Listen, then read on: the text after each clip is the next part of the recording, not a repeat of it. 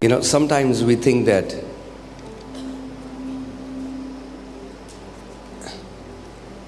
we don't have to live sacrificial lives. कई बार हम सोचते हैं कि हमें बलिदान का जीवन जीने की ज़रूरत नहीं है अब, Because Jesus went to the cross. क्योंकि यीशु क्रूस पर चले गए। And that's absolutely right. और ये बिल्कुल सही है।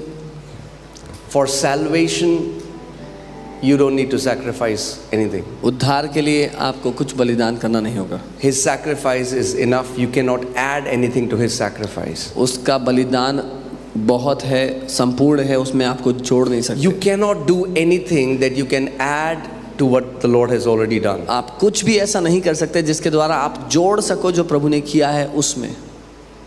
But the Bible gives us a command. लेकिन बाइबल हमें एक आज्ञा देती है। You cannot be a passionate lover of Jesus Christ ये संभव नहीं कि आप प्रभु यीशु मसीह के दीवाने जुनून से भरे प्रेमी हो and you are not a sacrificial lover. और बलिदान का जीवन ना जी रहे। In fact, let me say this. बल्कि मैं ये कहूँगा, There cannot be love without sacrifice. बिना बलिदान के प्रेम संभव ही नहीं है।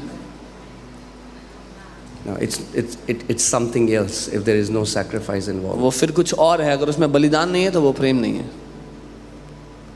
Love by its basic definition has to be sacrificial. प्रेम अपनी परिभाषा से ही बलिदान है। Amen. If it's not sacrificial, it's not love. अगर वो बलिदान नहीं है तो वो प्रेम नहीं है। In Romans chapter 12 verses 1, रोमी 12 उसकी पहली आयत में Apostle Paul tells us, पौलुस प्रेरित हमें बताते हैं, and he says, I beseech you therefore, brethren, by the mercies of God, that you present your bodies a living sacrifice. और कहते हैं, इसलिए हे भाइयों, मैं तुमसे परमेश्वर की दया स्मरण दिलाकर विनती करता हूं कि अपने शरीर को एक जीवित और भावता हुआ बलिदान करके परमेश्वर को चढ़ा दो। Amen.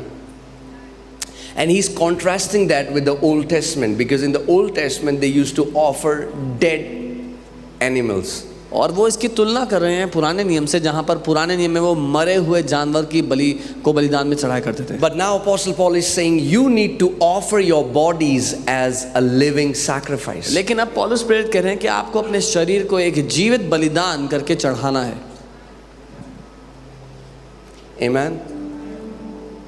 Because it's when your body, you submit it to the Lord, when you offer it as a living sacrifice, your body becomes an instrument of righteousness.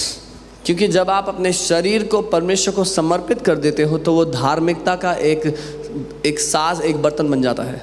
But if you don't offer your bodies to God, even though you are saved, you can be Christian, you can be born again, but still devil will still use your bodies for wickedness. लेकिन अगर अपने शरीर को आप परमेश्वर को समर्पित नहीं करते एक जीवित बलिदान की तरह, तो तब भी शैतान आपके शरीर का इस्तेमाल करेगा दुष्टता के लिए। Because your body is not yet saved. क्योंकि अभी आपके शरीर का उद्धार नहीं हुआ Do you है। know that? Your bodies are not saved. क्या आप जानते हैं आपका शरीर अभी उद्धार नहीं पाया? Your soul is not saved. आपके प्राण ने भी उद्धार नहीं पाया। Your spirit is saved.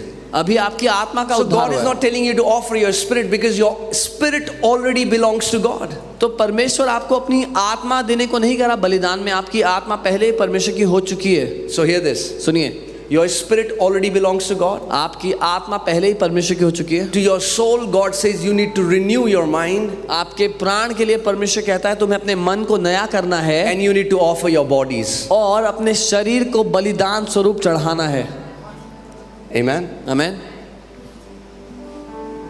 It's not an option. ये चुनाव की बात नहीं है। When you offer your bodies as a living sacrifice, जब आप अपने शरीर को एक जीवित बलिदान के रूप में चढ़ाते हो, living, that means you willingly offer your body as a living sacrifice. जीवित मतलब अपनी इच्छा से जानबूझ करके उसको बलिदान के रूप में देते हो। You keep it at the altar of God. आप परमेश्वर की वेदी पर उसको रख देते हो।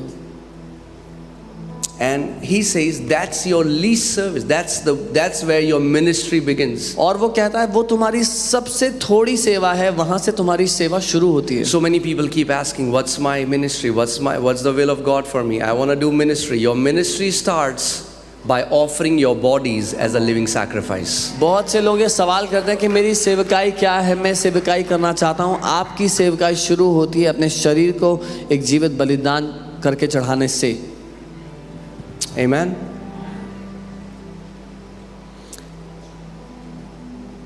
And one of the way you offer your bodies as a living sacrifice is through living a lifestyle of prayer. और एक तरीका है अपने शरीर को जीवित बलिदान करके चढ़ाने का, प्रार्थना का जीवन जीना। Amen.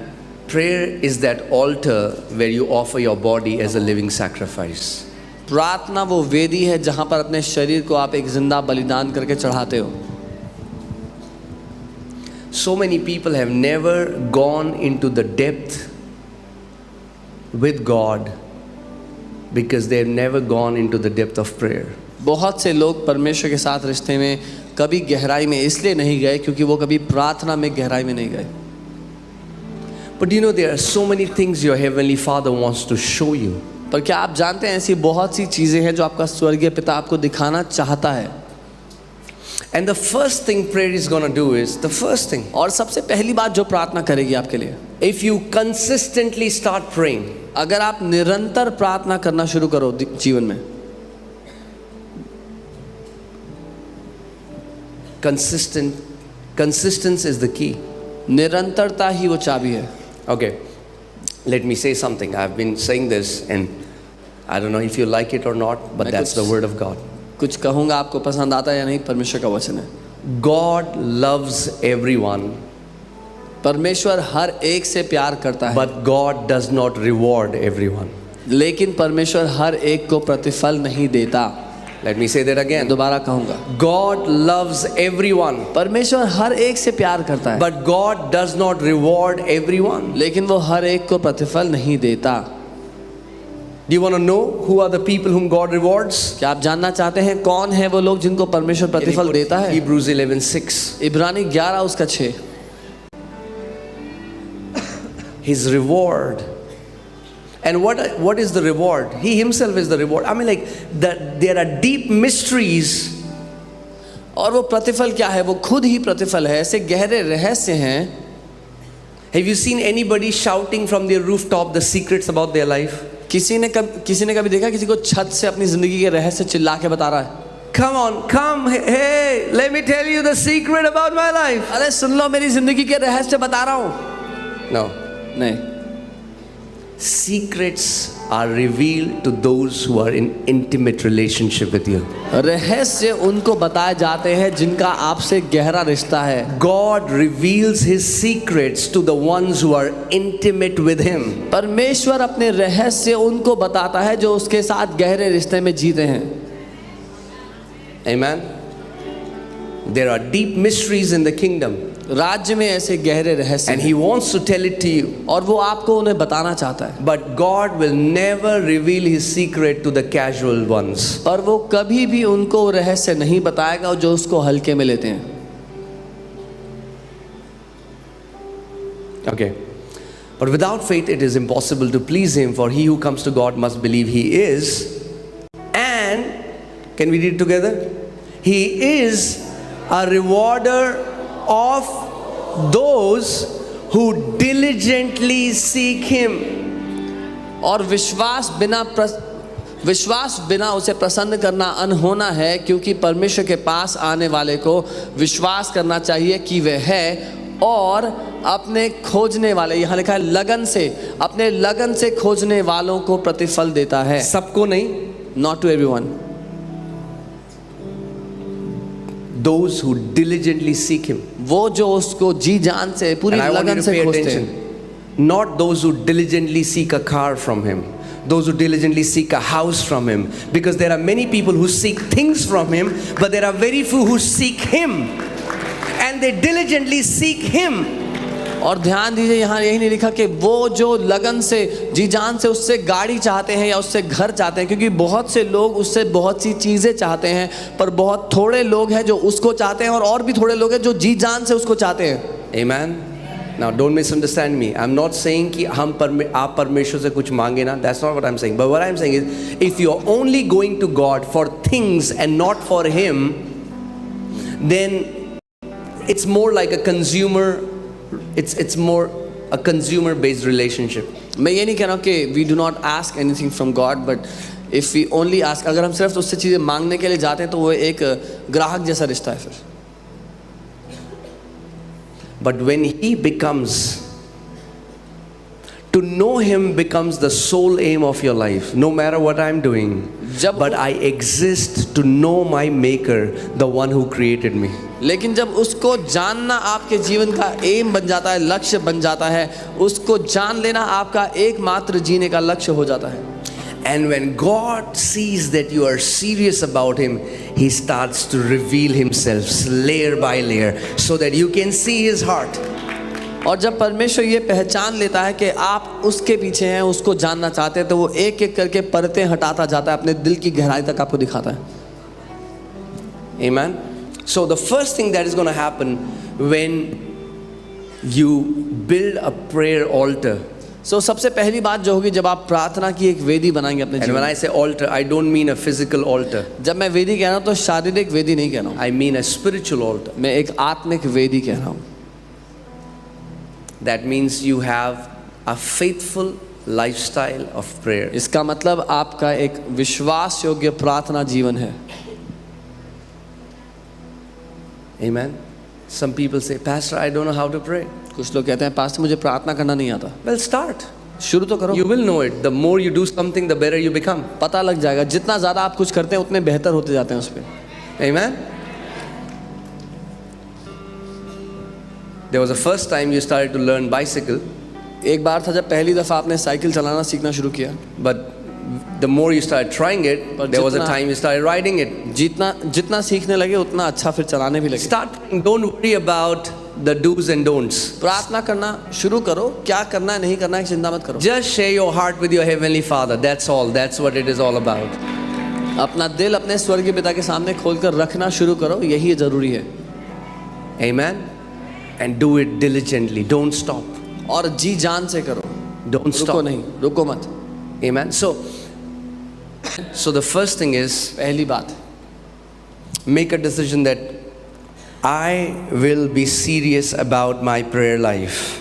ये निर्णय ले लो कि मैं अपने प्रार्थना जीवन को लेकर गंभीर रहूंगा। Say this after me. मेरे साथ कहो। I will be serious about my prayer life. बोलो मैं अपने प्रार्थना जीवन के लिए गंभीर रहूंगा।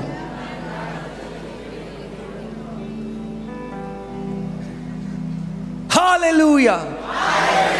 Praise you. You know why I did that, right? अब जानते हैं मैंने ऐसा क्यों किया। Amen. Praise God. Hallelujah. प्रभु की स्तुति हो। So you make a decision. तो आप निर्णय लो, You make a decision. आप निर्णय लो। Can I tell you? एक बात The बताऊं? day you decide, जिस दिन आपने निर्णय ले लिया 50% of that thing is already done. 50% काम हो चुका है, It's already done. हो चुका है पहले। Some people are so undecisive. They're not able to make decision. You make the decision. You come before the Lord. You say, Lord, this is what I want to do, but I cannot do it with my strength. But if you will give me grace, Lord, I will be able to do it in Jesus' name. अधिकतर लोग दिशाहीन होते हैं, निर्णय नहीं ले पाते, इसीलिए आप परमेश्वर के सामने आओ और निर्णय लो, प्रभु मैं ये करना चाहता हूँ, आप मुझे अनुग्रह दो, और जब ऐसा करेंगे तो हो पाएगा। Amen. And for this reason only we have started this covenant hour of prayer every night. और For those people who say we cannot pray, we say come join live and open your mouth, you'll be able to pray. इसी वजह से जो लोग कहते हैं कि हम प्रार्थना नहीं कर सकते, उनके लिए ही हमने कवरेंट आवर ऑफ प्रेयर शुरू किया रोज रात को, ताकि हम कहें लाइव जुड़ो हमारे साथ, तो मुंह खोलो, प्रार्थना हो जाएगी। Amen. We will build fire with you until you learn to build your own fire. हम आपके साथ मिलकर आग लगाएंगे जब तक आप खुद से आग लगाना ना सीख जाओ। Come on, tell your neighbor, say, neighbor, build your own fire. पड़ोसी को बोलो खुद आग लगाना सीख लो. Amen. Do you know what happens if the fire is burning in your tent? This tent, आप जानते हैं क्या होता है अगर आपके तंबू में आग लगातार जल रही हो? it's protection. सुरक्षा होती है. Do you know if there is a guy in a jungle, he's all alone and he has pitched a tent, what he does is he builds a fire outside his tent, because when the wild beasts see the fire burning, they will not come near their tent. जब एक व्यक्ति जंगल में अकेला हो और उसने रात को वहां रुकने के लिए तंबू लगा लिया हो, तो वो क्या करता है? सुरक्षा के लिए बाहर आग लगा देता है और आग को देखकर जंगली जानवर उस तंबू के पास नहीं आते.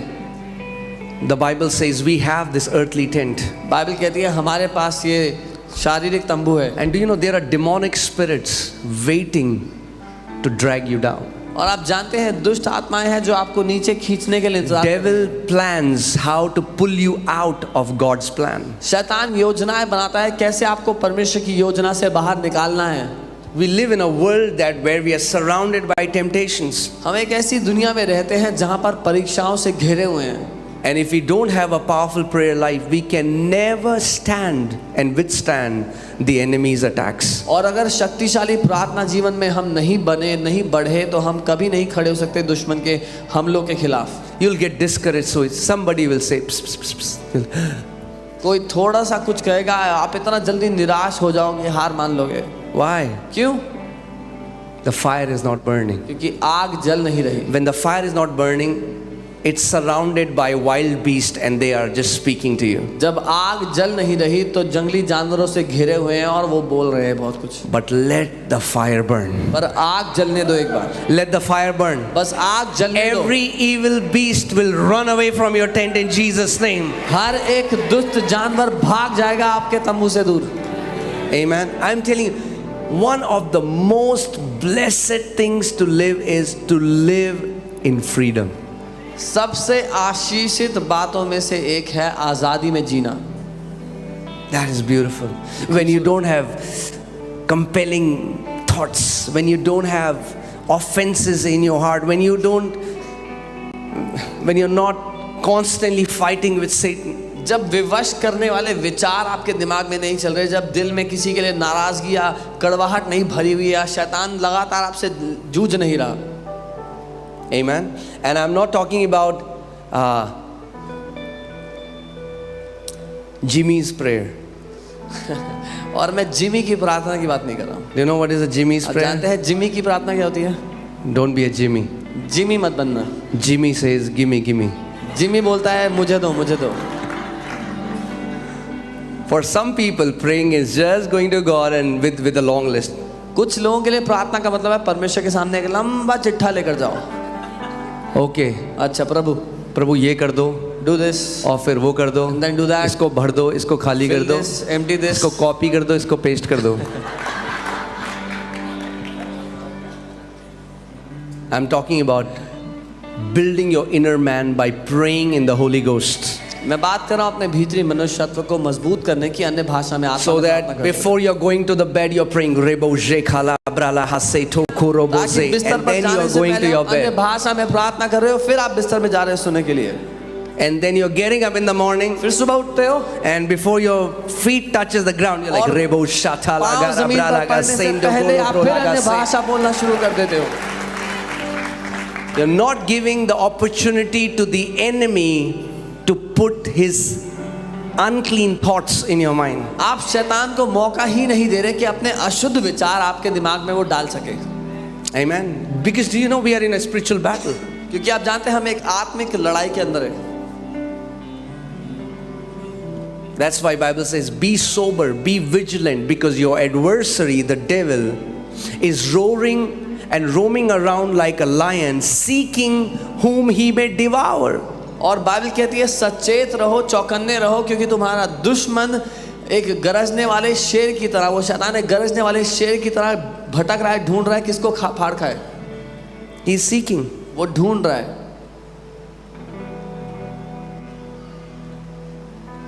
Amen. And that's why for so many Christians, their entire life is a struggle. इसीलिए बहुत से मसीहों के लिए उनकी पूरी जिंदगी एक संघर्ष है, Because they are not growing in the word and they are not growing in prayer. क्योंकि वो वचन में नहीं बढ़ रहे, प्रार्थना में नहीं बढ़ रहे। Okay? So, there are 4 things that we are going to commit to live sacrificially. तो 4 things. चार चीजें हैं जिनमें हम वादा करेंगे बलिदान स्वरूप जीने का।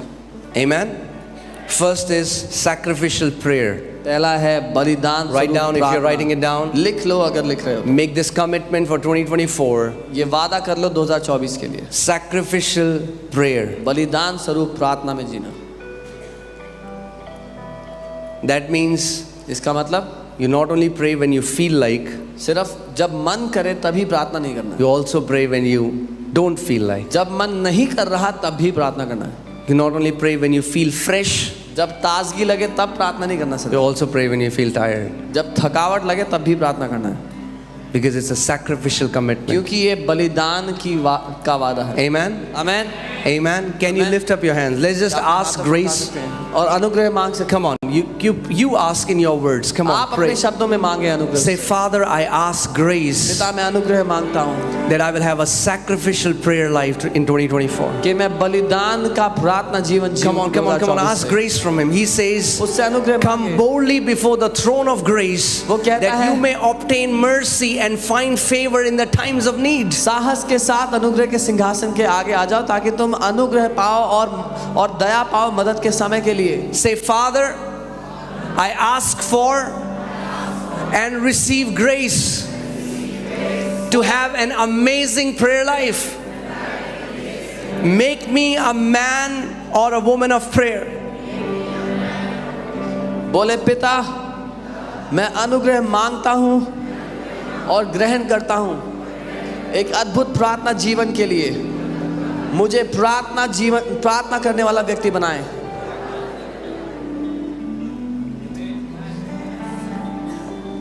Amen.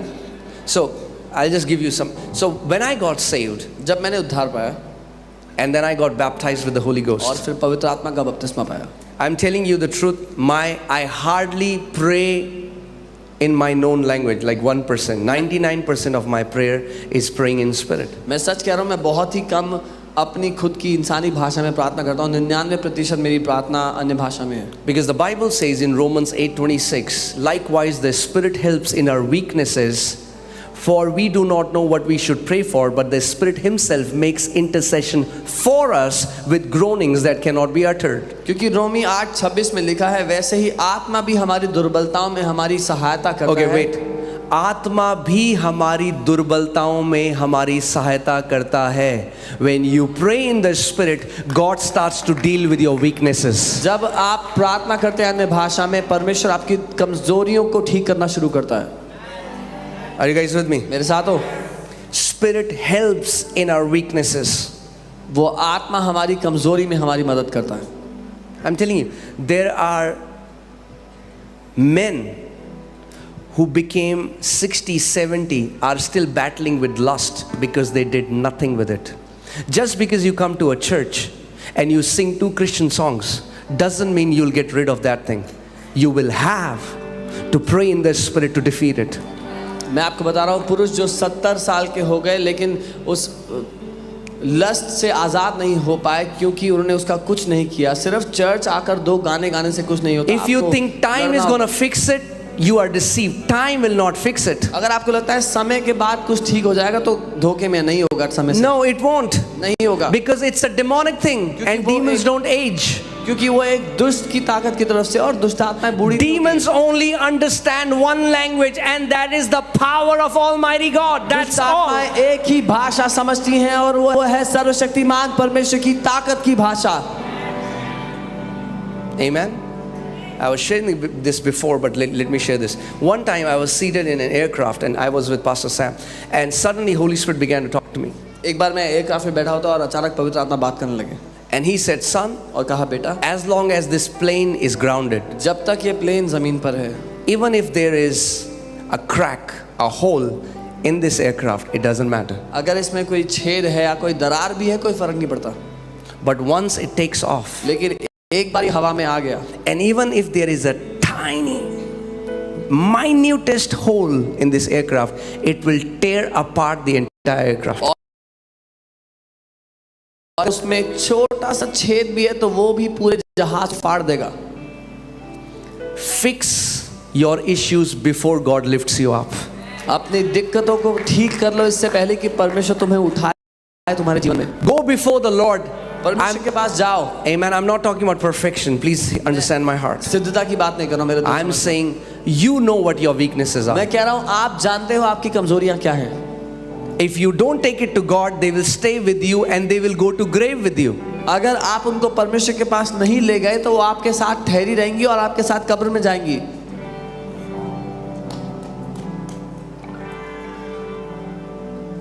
Are you guys with me? There are people who had bad attitude when they were 17. Now they have become 77. They still have that same bad attitude. The age didn't fix it. कुछ लोग जिनका रवैया खराब था जब वो 17 साल के थे, आज वो 77 के हो गए, उनका रवैया अभी भी खराब है, उम्र ने कुछ ठीक नहीं किया। Likewise, the Spirit helps in our weaknesses. वैसे ही आत्मा भी हमारी दुर्बलताओं में हमारी सहायता करता है। Amen. All that we have to do is go before the Lord and say, Lord, हमें ये करना है, I don't want this in my life. प्रभु के सामने जाकर कहना है, प्रभु This is not from you. This does not bring you glory and honor. I offer my body as a living sacrifice. Let your fire fall on me and let this urge, let this addiction, let this habit burn in my life so that my life can bring you glory and honor. प्रभु मेरी मदद करे, मैं इसको अपने जीवन में नहीं चाहता, इससे आपकी महिमा नहीं होती। आपकी आग उतरावे मेरे जीवन से, मैं उसको बलिदान के रूप में देता हूँ, उसको जला दे ताकि मेरे जीवन से आपकी महिमा हो सके यीशु। Amen. See, because God is such a gentleman, He will never force Himself on you. क्योंकि परमेश्वर बहुत नम्र है, वो कभी जबरदस्ती नहीं करेगा आपके ऊपर।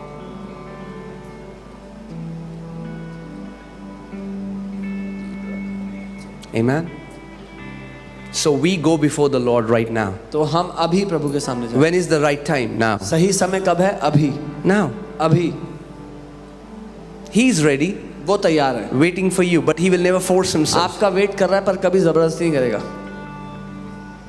But I'm telling you, if you genuinely keep this desire before Him, लेकिन मैं कह रहा हूँ अगर आप ईमानदारी से ये चाहत उसके सामने रख His दो, grace will come. तो उसका अनुग्रह आ जाएगा। His grace will come. उसका अनुग्रह आ जाएगा।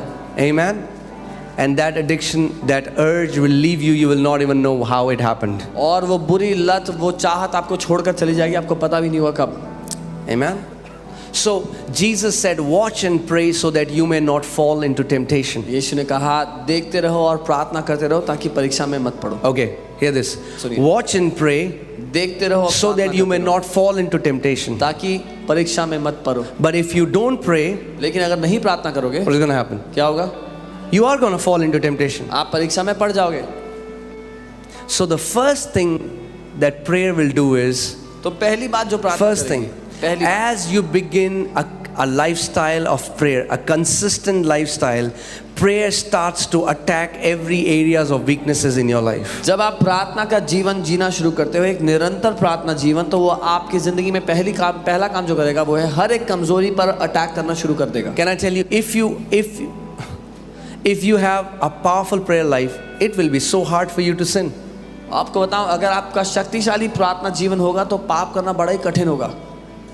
You will have to force yourself to do something because there is an inward generator that's turned on. आपको अपने आप को जबरदस्ती धकेलना पड़ेगा क्योंकि अंदर एक जनरेटर चल रहा है। Amen. The word of God says in Titus 2:11 that the grace of God that brings salvation to all men has appeared, teaching us to deny ungodliness. तीतुस 2:11 वचन कहता है क्योंकि परमेश्वर का वो अनुग्रह प्रकट हो गया जो मनुष्यों को उद्धार देता है और हमें सिखाता है कि कैसे अधार्मिकता को मना करना है। You know, one time the Lord told me, He said, son, I have no problem with your yes. Your yes is strong. Whenever I tell you to do something for me, you instantly do it. परमेश्वर एक बार मुझसे कहा, बेटा मुझे तेरी हाँ से कोई दिक्कत नहीं है, जब भी मैं तुझे कुछ करने को कहता हूँ तू जल्दी से हाँ कर देता है। But your no is weak. लेकिन तेरी ना बड़ी कमजोर है। There are places where you should have said no, but you did not say no. क्योंकि ऐसी जगहें थी जहाँ तुझे ना बोलना चाहिए था और तूने ना नहीं बोला। Amen. I pray that your no will become as strong as your yes. मैं प्रार्थना करता हूँ आपकी ना आपकी हाँ जितनी मजबूत हो जाए. Do you know that grace of God teaches you to say no? आप जानते हैं परमेश्वर का अनुग्रह हमें ना बोलना सिखाता है.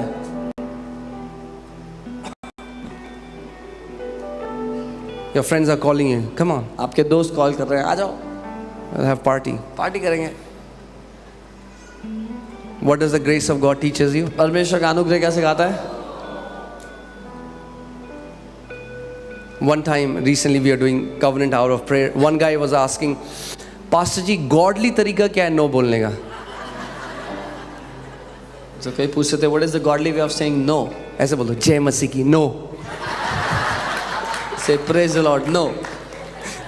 इससे ज़्यादा godly तरीका मुझे नहीं पता. There is no other more godly than this. As your yes pleases God, ऐसे your no also pleases your Father.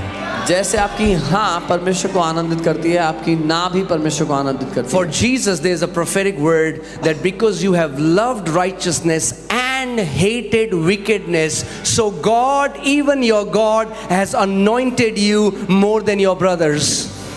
और यीशु के लिए कहा गया भविष्यवाणी में कि क्योंकि तूने धार्मिकता से प्रेम किया और अधार्मिकता से नफरत किया, तेरे परमेश्वर ने तुझे तेरे सारे साथियों से बढ़कर आनंद के तेल से अभिषेक किया है. Guys, I'm telling you, the time, such wicked times are coming. You know what is happening in US, especially with young people. ऐसे दुष्ट समय आ रहे हैं. मैं आपको बता रहा हूँ यूएस में क्या हो रहा है जवानों के बीच में. Now you cannot say who is boy and who is girl and what nonsense that is. अब ये नहीं कह सकते लड़का कौन है लड़की कौन है. And all of that started how? और ये सब कैसे If शुरू you हुआ? love me, you will accept me the way we are. अगर तुम हमसे प्यार करते हो तो जैसे हम हैं हमें वैसे ही ग्रहण करो. That's not God's love. That's the way Satan loves you. ये परमेश्वर का प्यार नहीं है, ये शैतान का तरीका है प्यार करने का. No. नहीं, Because God truly loves us, that's why He changes us. क्योंकि परमेश्वर सच में हमसे प्यार करता है इसीलिए वो हमें बदलता है. Do you know that true love is offensive? क्या आप जानते हैं सच्चा प्यार कई बार नाराज कर देता है. When you love somebody, जब आप किसी से प्यार करते हो you correct them even at the cost of them being offended. तो आप उनकी गलती पे उनको सुधारने के लिए बताते हो इस दाव पर कि वो आपसे नाराज हो जाएंगे. Amen. Anyway, so yeah, coming back. So when I got saved, जब मैंने उद्धार पाया and sixth day I got the baptism of the Holy और Spirit. छठे दिन मुझे पवित्र आत्मा का बपतिस्मा मिल गया. So I used to go to one of my friend's house, मैं अपने एक दोस्त के घर जाया करता था and 1 hour we started to pray in spirit every day. और हर रोज 1 घंटा हम आत्मा में प्रार्थना करने लग गए. He would play guitar and guitar pray, बजाते, and I'll just pray in tongues, and he'll also pray in मैं tongues. भी प्रार्थना करता, अन्य भाषा में वो भी करता. And we kept doing it for a few months. और कुछ महीने हम ऐसा करते रहे. Then one day फिर एक दिन we were in a meeting, हम एक सभा में थे and God started to speak through a man. Through me, God gave me a prophetic word for someone. और परमेश्वर ने एक व्यक्ति के लिए किसी के लिए मुझे भविष्यवाणी का वचन दे दिया. And I got very scared because that person's name came out of my mouth, and it was a prophetic word for him. और मैं बहुत घबरा गया क्योंकि उस व्यक्ति का नाम मेरे मुंह से निकला. और What was वो happening? का वचन था. क्या हुआ? Because I was exercising my inner man, the 9 gifts of the Holy Spirit had started to work. क्योंकि मैं अपने भीतरी मनुष्य को मजबूत कर रहा था, पवित्र आत्मा के 9 वरदान मेरे जीवन से काम करने लग गए. And so it will happen with you. और आपके साथ भी ऐसा ही होगा. Speaking in tongues is the foundation on which all the other 9 gifts work. अन्य भाषा में बोलना ही वो नींव है जिस पर बाकी के 9 वरदान रखे गए हैं. Amen. Are you guys with me? Let me show you a scripture. एक वचन दिखा. Hallelujah. Let's see 1 Timothy 4:18. पहला तिमोथी 4 उसका 8. Glory. I'm sorry, 4:8. 4:8. 1 Timothy 4:8. पहला Timothy 4:8. How many people here go to gym? If you go to gym, show me. जाते हैं यहाँ पे. Not a trick question. There is no condemnation. It's a good thing you're going to gym. दोष लगाने Show के me लिए a नहीं है. hand. अच्छी बात है अगर आप जिम जाते हो तो. Okay. All right. Okay. Let's see what the Bible says. देखते हैं Are you ready? तैयार हो? For physical training is of some value. क्योंकि शारीरिक अभ्यास से थोड़ा फायदा होता है। See, the problem is we see prayer as a religious activity. दिक्कत यहाँ पे है कि हम प्रार्थना को एक धार्मिक काम की तरह देखते हैं। Prayer is not religious at all. प्रार्थना बिल्कुल भी धार्मिक नहीं है। Prayer is training. प्रार्थना प्रशिक्षण है। Are you guys with me? It's very similar to going to a spiritual gym. वो बहुत सिमिलर है एक आत्मिक जिम जाने से। Okay, for physical training is of some value. क्योंकि शारीरिक अभ्यास से थोड़ा फायदा होता है। Okay, but godliness, spiritual training is of value in everything and in every way, since it holds promise for the present life and for the life to come. लेकिन भक्ति जो कि आत्मिक प्रशिक्षण है वो सब बातों के लिए लाभदायक है, क्योंकि इस समय के और आने वाले जीवन की भी प्रतिज्ञा इसी के लिए है। Amen. So when I want you to change the way you see prayer. मैं Come on, चाहता today हूँ- I pray, Holy Spirit, would you change their way they see prayer? आज मैं चाहता हूँ आपका प्रार्थना को देखने का नजरिया बदल जाए। When you go to your पवित्र prayer closet, you see spiritual gym. You're entering spiritual gym. आत्मा, आज से जब आप प्रार्थना कक्ष में जाते हो तो आप आत्मिक जिम देखो, आप आत्मिक जिम में जा रहे हो। Amen. Amen. But the only thing is, nobody will be able to see your muscles, but the demons would be able to see your muscles. बस इतना होगा कि शारीरिक रूप से किसी को आपके मसल नहीं दिखेंगे, लेकिन हर एक दुष्ट आत्मा को दिखेंगे। That's why people don't do it, right? Because इसीलिए लोग we नहीं करते। only go after things which are seen. क्योंकि हम उन चीजों के पीछे भागते हैं जो दिखाई दे। So when a guy keeps going to gym and you can see his biceps and then he wears those tight t-shirts. जब कोई जिम जाते रहता है तो खूब बाइसेप बना लेते हैं, फिर वो टाइट टी शर्ट पहन के आते हैं। And I say, the time is बोलते हैं, समय हो रहा है 6 p.m. 6 बज रहा है।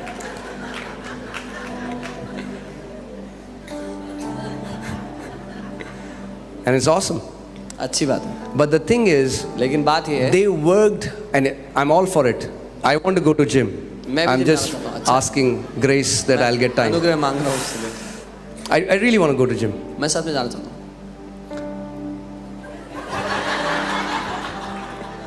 Telling you the truth, yeah. Yes. So, sometimes I don't go because I don't want to make Pastor Ram insecure, you know. कई बार मैं इसलिए जाता कि पास्टर राम इनसिक्योर ना हो जाए।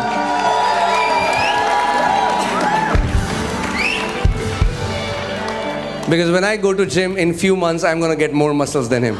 जब जिम जाता तो कुछ महीने में उनसे ज़्यादा मसल हो जाएंगे। Okay, I'm just kidding. All right. So, change the way you see prayer. जिस तरीके से आप प्रार्थना को देखते हो वो When you see prayer, you see it mundane, religious, boring activity. जब आप प्रार्थना के बारे में सोचते हो तो आपको दिखती है उताने वाली, परेशान कर देने वाली, बोर करने वाली एक धार्मिक चीज। No, see it as a spiritual training designed so that you will come out of your room as a champion. नहीं, उसको देखें एक ऐसा आत्मिक अभ्यास, आत्मिक एक्सरसाइज की तरह जिसको बनाया गया ताकि आप एक आत्मिक महारथी हो जाओ। Amen. Say, I am called to be a spiritual giant. बोले मुझे आत्मिक महारथी होने के लिए बुलाया गया है। Amen. And the Bible says, see, the Bible is saying, compared to the benefits, physical exercise gives you a little bit of profit. Bible ये कह रही है कि जब दोनों की तुलना करो तो शारीरिक अभ्यास आपको थोड़ा फायदा Hear this. देती है, Spiritual training is of value in everything. Say everything. लेकिन आत्मिक ट्रेनिंग आपको हर चीज में फायदा देती है। बोलो What does हर that चीज mean? में। That means when you have a consistent prayer life, इसका मतलब जब आपका प्रार्थना का जीवन निरंतर होगा it will affect the way you work in your office. तो आप ऑफिस में कैसे काम करते हो उस पर It फर्क will पड़ेगा। affect your relationships. आपके रिश्तों पे फर्क पड़ेगा। It will affect the way you think. आप जैसे सोचते हो उस पे फर्क पड़ेगा। It will affect everything in your life. आपकी जिंदगी की हर एक बात पे फर्क पड़ेगा। And not only it will affect here, it is going to affect your eternity. और सिर्फ इस दुनिया में, इस जीवन के लिए ही नहीं, आपके अनंत पर उसका फर्क पड़ेगा। Amen. See, because understand this. समझें इस बात को। if you will not grow and mature, अगर आप बढ़ेंगे नहीं, परिपक्व नहीं होंगे, then God will have to talk to you like a babe. तो परमेश्वर को आपसे जैसे वो एक बच्चे से बात करता है वैसे बात करनी पड़ेगी। That's why many people say, there is no conversation between me and God. इसीलिए बहुत से लोग कहते हैं कि मेरे और परमेश्वर के बीच में कोई बातचीत नहीं होती है। Have you seen how we talk to infants? आपने देखा है अब नए जन्मे बच्चों से कैसे बात करते हैं? No, it's this. और कैसे हो बच्चे? No, people say, Gucci Gucci, Gucci Poochie. You don't have real talk. आप उनसे असली बात नहीं कर पाते हो। There are some believers, God is saying, Gucci Gucci. कई विश्वासियों से Because परमेश्वर they are कैसे बात infants कर रहे all हैं? their life. क्योंकि वो जिंदगी भर छोटे बच्चे बने But रहे। when you start to grow up, लेकिन जब आप सयाने होने लगते God हो, begins to have real conversations with you. परमेश्वर आपसे असली बातचीत करना शुरू करता है। Amen. See, whenever you're talking to somebody, when you're talking to a kid, you cannot talk to them from your intellectual level. You'll have to come down to their level because you're talking to a kid. जब आप किसी बच्चे से बात करो तो आप अपने ज्ञान के स्तर से उनसे बात नहीं कर सकते, आपको उनके स्तर पे आके बात करना होगा। Amen. But as you begin to do and go to the spiritual gym every day, लेकिन जब आप उस आत्मिक जिम में हर रोज जाना शुरू करते हो, God starts to give you the spirit of wisdom and revelation. He starts to open your understanding to comprehend the mysteries of the kingdom. परमेश्वर आपको बुद्धि और प्रकाशन का आत्मा देने लगता है, आपकी समझ को खोलने लगता है राज्य के रहस्यों के लिए। Amen. So don't see prayer as a religious Christian mundane thing from today. इसलिए आज से प्रार्थना को ईसाइयों की उकताने वाली चीज की तरह मत देखना। Amen. See it as a spiritual gym. उसको आत्मिक जिम की तरह देखना, See it as a spiritual training. आत्मिक प्रशिक्षण की तरह So देखना। that's the first thing. ये पहली बात है। Say sacrificial prayer life. बलिदान का प्रार्थना जीवन। Amen. Do you know that champions are not made spontaneous? I mean, like it was not like that there was a champion who became a champion accidentally. कोई भी महारथी ऐसे ही तुक्के से गलती से नहीं बनता। Whenever you see a champion, either in the physical world or in God's kingdom, they have lived a sacrificial life and a committed life. That's why they are where they are. आप जब कभी भी किसी महारथी को मिलते हो, चाहे शारीरिक दुनिया में या परमेश्वर के राज्य में, वो जिस वजह से वहाँ है, उन्होंने जो किया उसकी वजह से। If you read about all the Olympians who won gold medals, look at their life, how committed they were to the training. अगर सारे ओलंपियंस के बारे में पढ़ेंगे तो देखेंगे कैसे वो अपने प्रशिक्षण को लेकर इतना गंभीर थे। Amen. It's time we become serious about our training. ये समय है कि हम भी अपने प्रशिक्षण को लेकर के गंभीर बन जाएं। Amen. Amen. That's the first thing. ये पहली बात है। Second is दूसरा, sacrificial fasting. बलिदान स्वरूप उपवास। It will keep you fit वो आपको physically and spiritually. शारीरिक रूप और आत्मिक रूप दोनों से तंदुरुस्त रखेगा, फिट रखेगा। Fasting का नाम आता है, you know, you can see people. Flow pastor flow.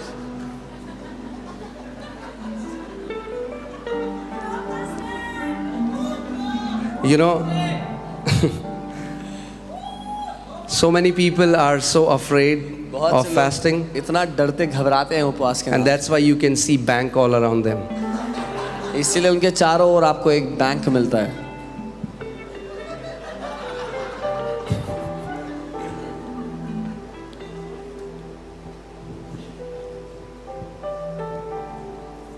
Amen. Do you know the world today, those people who are spiritually dead, they are finding out the benefits of fasting, and they have become, the world is going crazy after fasting. अब There are जानते हैं- apps now, thousands of apps. दुनिया के लोग जो आत्मिक रूप से मरे हुए हैं, उनको उपवास के फायदे पता लग गए और हजारों ऐप बन गए Now उसके। hear this, because they are spiritually dead, when they fast, they only get physical benefit. But when you fast, you get physical benefit as well as spiritual benefit. लेकिन सुनिए, क्योंकि वो आत्मिक रूप से मरे हुए हैं, जब वो उपवास करते हैं उनको सिर्फ शारीरिक फायदा मिलता है, पर जब आप उपवास करते हैं आपको शारीरिक और आत्मिक दोनों फायदे मिलते हैं। Amen. Now, why do we fast? पर हम उपवास करते क्यों Again, see, guys, I'm putting different teachings in a blender and I'm turning it on, so you have to. It's a smoothie. मैं मैं अलग अलग शिक्षाओं को एक ब्लेंडर में डाल के चला रहा हूँ। Okay, ये so smoothie है। yeah. Okay, it's, yeah, praise God, hallelujah. Okay, so fasting, why do we fast? हम उपवास क्यों करते हैं? Many Christians have a wrong understanding of fasting. बहुत से मसीहों की गलत तस्वीर है उपवास को लेकर। They think, उनको लगता है मेरे काम नहीं बन रहे, मैं फास्टिंग में जाऊंगा. oh I'm stuck with my some work is stuck, I'll go on fasting. You don't fast to get anything from God. आप इसलिए उपवास नहीं करते कि परमेश्वर से कुछ मिल जाएगा। Are you guys with me? मेरे साथ हो? Some people got so upset. कुछ लोग बड़े नाराज हो गए सुन के। ऐसा नहीं है कि when you go on a hunger strike, God says, three days, I have to give him now. 4, oh, ले ले. ऐसा नहीं है कि आप बिकॉज आप भूख हड़ताल पे बैठ गए तो परमेश्वर कहता है 3 दिन हो गए अब तो देना पड़ेगा, चौथा अरे ले ले यार। God is not compelled to give you anything because you went on a hunger strike. That's not what fast is for. परमेश्वर विवश नहीं हो गया क्योंकि आप भूख हड़ताल पे उतर आए। Fasting does not change God. Fasting changes us. उपवास परमेश्वर को नहीं बदलता, उपवास हमें बदलता है। Amen. Fasting does not move God. उपवास परमेश्वर को नहीं हिलाता। He is not the one who is stuck. वो नहीं है जो फंसा हुआ एक जगह पे। अरे थोड़ा फास्ट कर लो, मैं मूव कर जाऊंगा. No, fasting moves us. उपवास हमें हिलाता है। So why do we fast? हम उपवास क्यों करते हैं? We fast to bring our natural appetites under our subjection.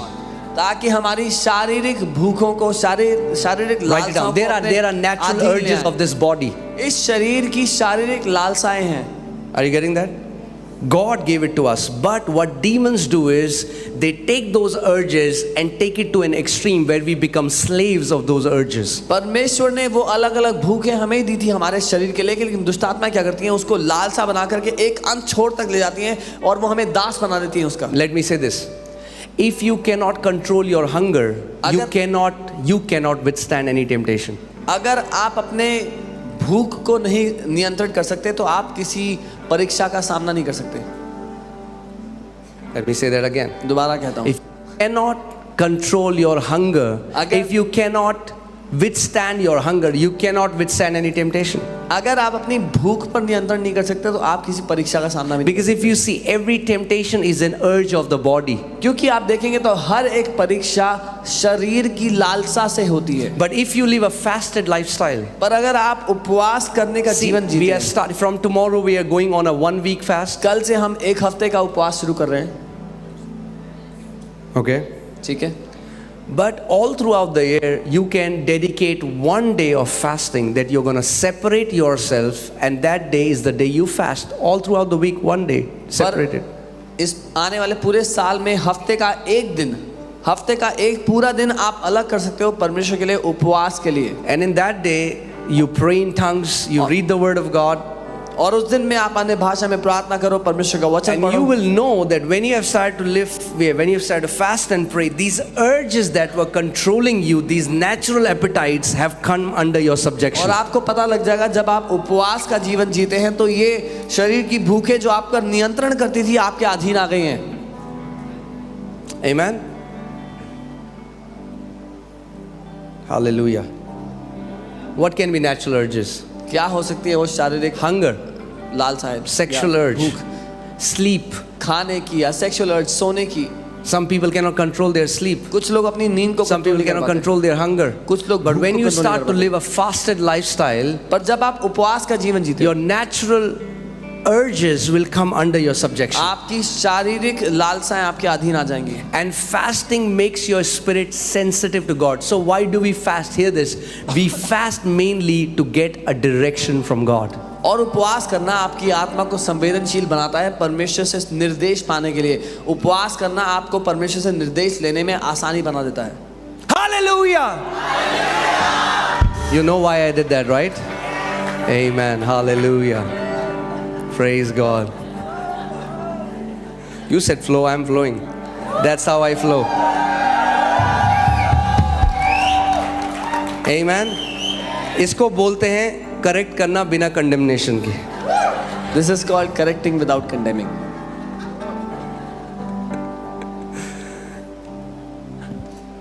Hallelujah. अब रात को जब आपको अपने घर में नींद आएगी, आपको मेरी आवाज आएगी, hallelujah. Hallelujah.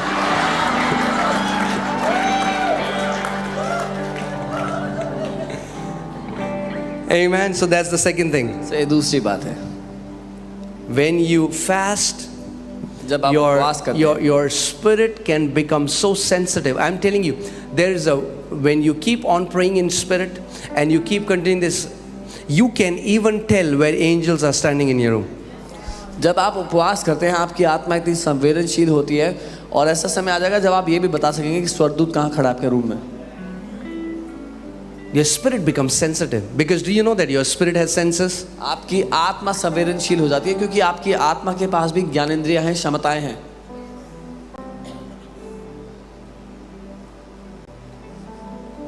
Amen. You will have access to information that was not given to you from your natural senses. आप उस जानकारी को पालेंगे जो आपने अपनी शारीरिक सेंसेस से नहीं पाई है. You know, there were times I would sit and I was working or pray. I was working one time in my office and suddenly I felt this fire like just falling on my head. Now, if I would have not been spiritually sensitive, I would have missed it. But I could discern that it's fire is being poured out on my head. So I asked the Lord, Lord, what is it? And He told me the name of the person who was praying for me at that time. I called that person, confirmed it, that person was praying for me at that time.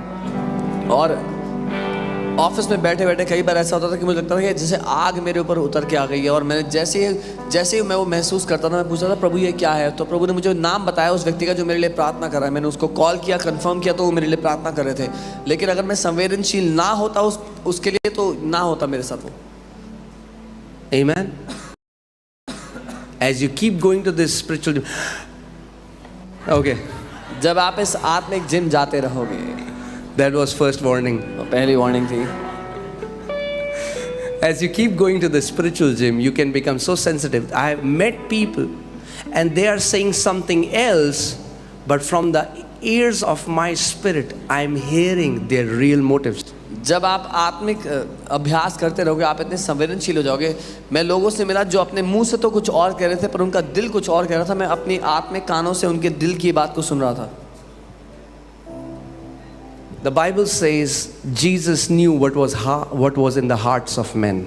Bible कहती है यीशु जानता था कि मनुष्यों के दिल में क्या चल रहा है. I'm telling you, there are times where God, I can hear people's thoughts.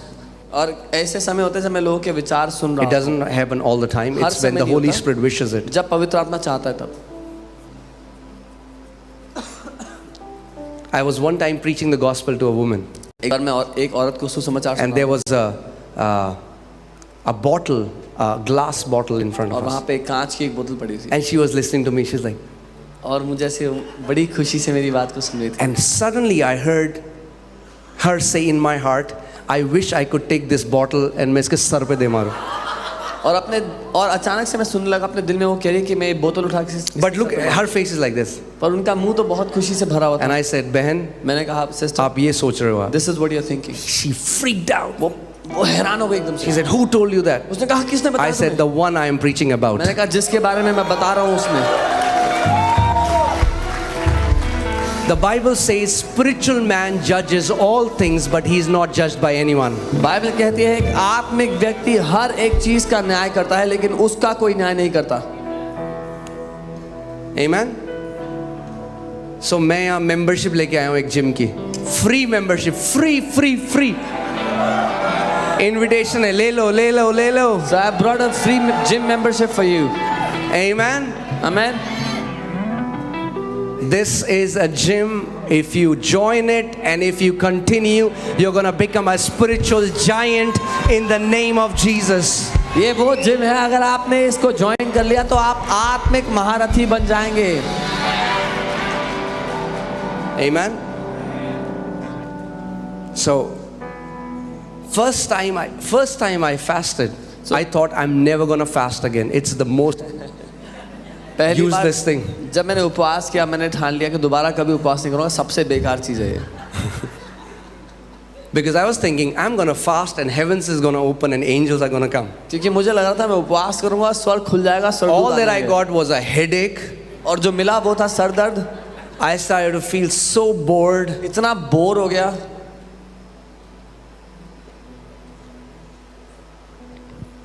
That's why it's a sacrifice. इसीलिए वो एक बलिदान है. Amen. And also, what will happen is, you should understand, when you go on a continuous, consistent prayer and fasting, a purging process starts. So the things that were hidden starts to come on the surface, and you will not like it first. और क्या होता है जब आप निरंतर प्रार्थना उपवास का जीवन जीना शुरू करो तो एक शुद्धिकरण शुरू होता है. तो जो छुपी हुई चीजें थी वो सारी ऊपर आने लगती हैं और आपको पसंद नहीं आती वो दिखती हुई. You know, you take a metal, looks nice, shiny, you burn it with fire. आप एक मेटल को लेते हैं, चमकदार होता है, पर आप उसको What आग में happens? जलाते हैं. क्या होता है? When you burn that metal, जब जलाते हो all the impurities come up on the सारी surface, गंदगी ऊपर आ जाती है पहले. and then you can just scoop it out आराम easily. से उसको निकाल सकते हैं. It's the same thing. ठीक वैसा ही When you start to pray and fast, जब आप उपवास प्रार्थना all those hidden issues, वो सारी छुपी because हुई see what दिक्कतें. the world is doing right now, देखो, दुनिया क्या करे. people is using Netflix and all these things to numb their issues. लोग नेटफ्लिक्स और ये सारी चीजें इस्तेमाल कर रहे हैं अपने दिल के छुपे हुए इस परेशानियों को Not against, I'm not against Netflix, but what I'm saying is, some people hate being alone because when they are alone, all these issues start to rise मैं up. नेटफ्लिक्स के खिलाफ नहीं हूँ, लेकिन कुछ लोगों को नफरत है अकेले होने से, क्योंकि जब अकेले होते हैं तो दिल की सारी दिक्कतें ऊपर आने लगती हैं. If you are alone and you don't like it, you are in a wrong company. अगर आप अकेले हैं और आपको पसंद नहीं आ रहा तो गलत कंपनी में हैं आप. You need to change that person. आपको उस व्यक्ति को बदलना होगा. Come on. If you don't like being with yourself, why should anybody like being with you? अगर आपको अपने साथ रहना पसंद नहीं है तो और किसी को क्यों पसंद हो? Come on. Amen. Being alone is a privilege. अकेला होना तो सौभाग्य है. मैं कहता हूँ मुझे अकेला छोड़ दो. ऐसे please leave me alone.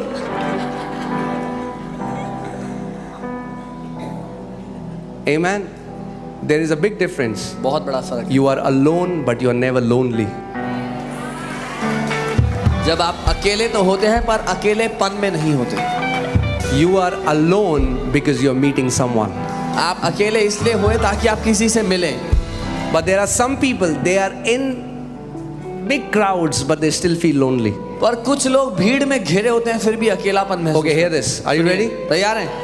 To constantly feel lonely even when you're surrounded by people, it's a sign you're not going alone and spending time with God. अगर आप लोगों से घिरे होने के बावजूद अकेलापन महसूस करते हो तो ये एक चिन्ह है, एक सबूत है कि आप अकेले में नहीं जा रहे हो उसके सामने. Amen. So what do people do when they are alone? तो लोग क्या करते हैं जब अकेले होते हैं? So that's why people have these, they'll go to events and they feel good, and then when next day जब सन आता है डिप्रेशन में चले गए. जितने ऊपर गए थे उतने ही नीचे चले इसलिए गए. लोग इवेंट में जाना पसंद करते हैं, खूब हल्ला करते हैं, and then they go into depression if they're alone. Why? Because now they are alone. क्योंकि अब अकेले हैं. Now नहीं, separate yourself. अपने आप को अलग करना सीखो. Spend time with the Lord. प्रभु के साथ समय Do बिताओ. you know that intimacy never happens in public? आप जानते हैं गहरा रिश्ता या घनिष्ठता कभी भी लोगों के बीच में नहीं होती. There are many Christians who only know Jesus corporately. बहुत से मसीह लोग हैं जो यीशु को केवल तभी जानते हैं जब सब लोग इकट्ठे हो. They never meet him alone in their room. वो उसको कभी अकेले अपने कमरे में नहीं मिलते. Do you want to be intimate with your father? क्या आप अपने पिता के साथ घनिष्ठता में जीना चाहते हो? Then spend time with him when you're alone. तो उसके साथ समय बिताओ जब अकेले हो तो. Oh man, 12 बजने वाले हैं. I should finish my word before that. Flow pastor.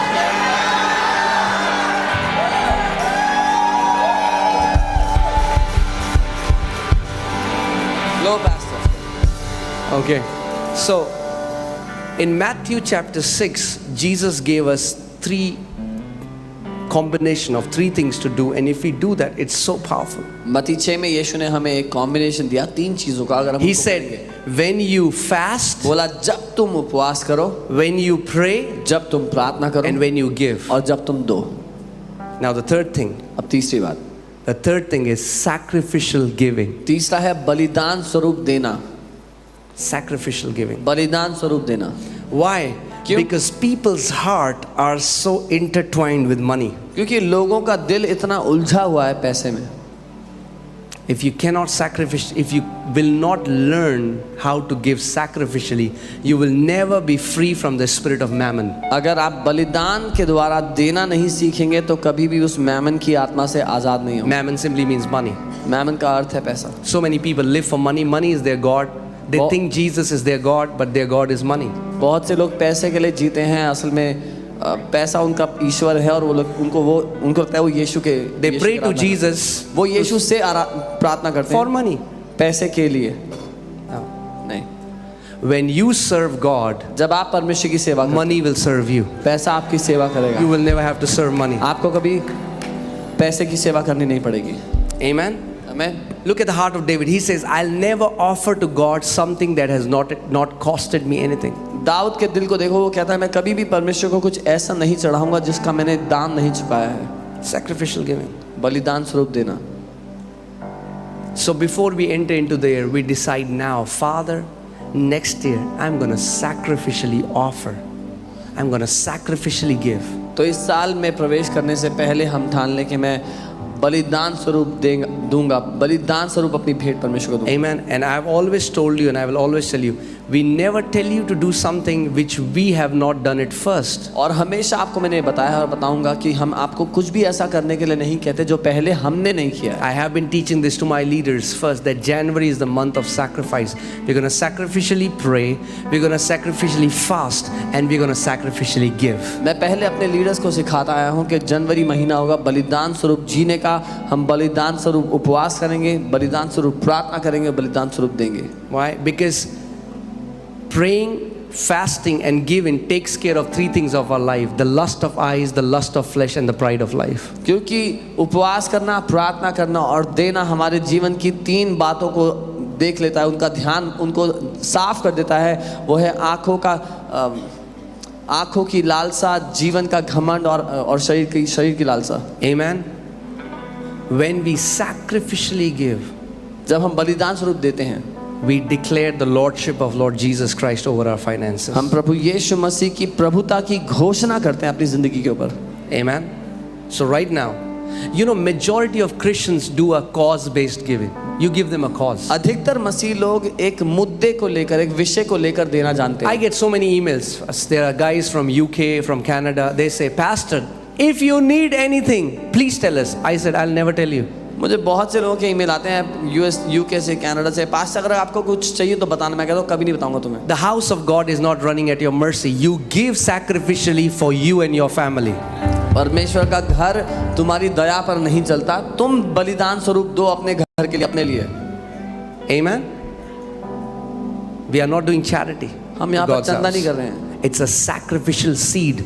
It's a privilege that you, as long as you are alive, you can bring a sacrificial seed to ये God. बलिदान का बीज है, ये सौभाग्य है कि जब तक हम जिंदा हैं परमेश्वर के लिए कुछ दे सकते हैं बलिदान के रूप में। I'm telling you, the day it will be our last day, this is what I feel. मुझे ऐसा लगता है कि And I still feel this. और अभी भी लगता है। Whenever God tells me to give or whenever I give sacrificially, I always feel, Lord, why is it so less? जब कभी परमेश्वर देने के लिए कहते हैं, मैं सोचता हूँ प्रभु इतना कम क्यों दे रहा हूँ, इतना। And I know the day, last day, when we are about to enter eternity, we would always think, why didn't I do more? और Why मुझे didn't पता I live more? Why didn't I pray more? Why didn't I fast more? Why didn't I give more? जब आखिरी दिन होगा हमारे जीवन का, अनंत में प्रवेश करने से पहले हम यही सोच रहे होंगे कि प्रभु मैंने और क्यों नहीं दिया, मैंने और क्यों प्रार्थना नहीं किया, और क्यों उपवास नहीं किया। Amen. I've told you, the entire leadership of this church, we always do it first before coming and telling it to people. मैंने आपको बताया, पहले इस कलीसिया के जो लीडर्स हैं वो मिलकर के करते हैं, आपको कुछ आकर कहने से, बताने से पहले। There are leaders, I'm telling you, there are leaders in this church who sold their car मैं आपको बता रहा हूँ, and gave it to the church when we came here. इस चर्च में लीडर्स हैं जिन्होंने अपनी गाड़ी बेच दी और जो मिला वो यहाँ चर्च के लिए दे दिया जब A हम यहाँ आए थे। sacrificial seed is like a sweet smelling aroma to the Father. बलिदान स्वरूप जो बीज है वो परमेश्वर पिता के लिए एक मीठी सुगंध है। Amen. Isn't that crazy? क्या ये हैरानी की बात नहीं है? That whatever we needed for church, 60% was raised just by leaders. कि जो कुछ इस चर्च को बनाने के लिए हमें चाहिए था उसका 60% लीडर्स ने ही रेज किया सिर्फ। Every leader gave sacrificially. हर एक लीडर ने बलिदान स्वरूप And that's why we see the blessing of God in this church. और इसीलिए परमेश्वर की आशीष Because we never teach you to do something that we don't do, because otherwise we'll stand as hypocrites before क्योंकि God. हम आपको कुछ भी ऐसा करने के लिए नहीं सिखाते जो हम खुद नहीं करते, नहीं तो हम परमेश्वर के सामने So this is what I have decided. Lord, तो मैंने whatever I gave last year, कि प्रभु जो कुछ मैंने पिछले साल दिया है I am gonna greatly increase it this year. मैं उससे बढ़ोतरी से इसको बहुत बढ़ा के इस साल I'm gonna दूंगा keep on increasing. और बढ़ाता It रहूंगा। will be my sacrificial seed. वो मेरा बलिदान का बीज होगा। Amen. हमें Hallelujah. And the fourth is और चौथी बात है 3 minutes. Flow pastor flow. Hallelujah. And the fourth thing is sacrificial commitment to God's house. चौथी बात है बलिदान पूर्वक वचनबद्धता परमेश्वर के घर के लिए। Amen. Some people come to church like they are going to watch a movie. कई लोग चर्च ऐसे आते हैं जैसे मूवी देखने जा रहे हैं। So they say, you cannot ask me anything. I'm not accountable here. I have come to watch a show. If I like it, I'll maybe come back. If I don't like the show, I'll go to some other show. वो कहते हैं मुझसे कुछ पूछ नहीं सकते, आप मुझसे कोई सवाल नहीं कर सकते, मैं एक शो देखने आया हूँ, ये शो पसंद आएगा तो अगली बार आऊँगा, नहीं तो किसी और जगह जाऊँगा शो And देखने। they live as vagabonds all their life, और roaming here and there. वो जिंदगी भर भटकते रहते हैं यहाँ से वहाँ। Find out who your spiritual family is, submit and be planted in that house. पता लगा लो आपका आत्मिक परिवार कौन सा है, वहाँ अधीन हो जाओ, समर्पित हो जाओ जीवन के लिए इस And परिवार be में। committed to God's house. और परमेश्वर के घर के लिए वचनबद्ध हो जाओ। Amen. Be committed to God's house. परमेश्वर के घर के लिए वचनबद्ध हो जाओ। Because when you stay committed, those who are planted in the house of God shall flourish in the courts of their God. क्योंकि जो परमेश्वर के घर में रोपे गए, जड़ पकड़े गए, वो उसके घर में फलेंगे और फूलेंगे। And you know, we have seen, I mean, like we talk about this, we now, it's been a decade now of pastoring this church. अब दशक We हो गया है। can just see people, those who are planted, where their lives are, and those who are not planted, where their lives are. It's a heaven and hell difference. अब एक दशक हो गया है इस कलीसिया के पास्टर करते हुए, और हम लोगों के जीवनों को देखकर बता सकते हैं कौन इस घर में रोपा गया है और कौन नहीं, और स्वर्ग और नरक के अंतर जैसा अंतर है। Amen. Are you ready to leave behind what is behind तैयार है छोड़ देने के लिए जो पीछे छूट गया, and run with a greater level of zeal and passion for our Lord Jesus Christ? और हमारे प्रभु यीशु मसीह के लिए एक बड़ी लगन से भागने के लिए तैयार। Can you all stand up, please? खड़े हो जाए अपने स्थान पर। Hallelujah. हालेलुया।